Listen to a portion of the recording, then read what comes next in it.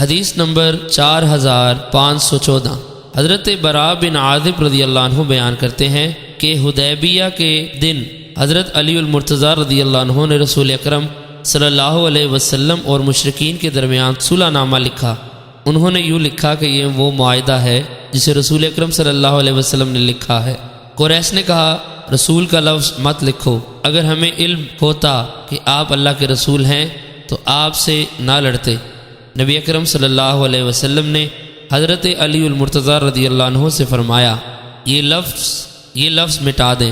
انہوں نے عرض کیا میں تو نہیں مٹاؤں گا، پس رسول اکرم صلی اللہ علیہ وسلم نے خود اپنے ہاتھوں سے مٹا دیا۔ حضرت برا رضی اللہ عنہ فرماتے ہیں ان لوگوں کی شرائط میں یہ بات بھی تھی کہ رسول اکرم صلی اللہ علیہ وسلم اور صحابہ کرام آئندہ سال مکہ مکرمہ میں داخل ہوں تو وہاں 3 دن ٹھہریں، ہتھیار لے کر نہ آئیں، البتہ یہ کہ ہتھیار غلافوں میں رکھ کر لا سکتے ہیں۔